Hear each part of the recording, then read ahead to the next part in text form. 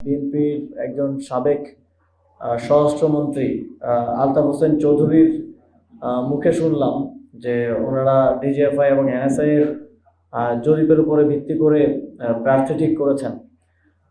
প্রথমত এটা অত্যন্ত লজ্জাজনক এবং আমাদের গণতন্ত্রের জন্য হুমকি স্বরূপ।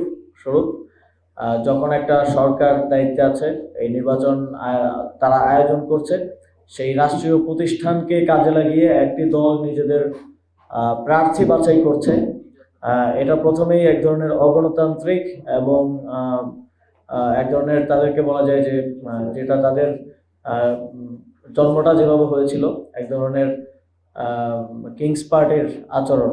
তারা তো গত 1.5 বছর আমাদেরকে কিংস পার্টি বলে এসছেন, কিন্তু আমরা দেখছি তারা রাষ্ট্রীয় প্রতিষ্ঠানকে ব্যবহার করে তাদের প্রার্থী নির্ধারণ করেছেন। আপনারা জানেন যে কোনো রাজনৈতিক দলের জন্য প্রার্থী নির্ধারণ কতটা গুরুত্বপূর্ণ বিষয়, এবং 300 আসনের প্রার্থী নির্ধারণের মধ্য দিয়ে দীর্ঘদিন ধরে রাজনৈতিকভাবে কাজ করে আসা রাজনৈতিক নেতাদের কর্মীদের মূল্যায়নের মতো একটা বিষয় ঘটে, এবং তাদের মধ্য দিয়েই কিন্তু আগামীর বাংলাদেশে যারা নীতি নির্ধারক তারা নির্বাচিত হবেন। এক্ষেত্রে তারা যদি রাষ্ট্রীয় প্রতিষ্ঠানের সহযোগিতা পেয়েছেন এবং সেটা তারা পাবলিকলি বলছেন, এটা বাংলাদেশের গণতন্ত্রের জন্য একটা অশনি সংকেত।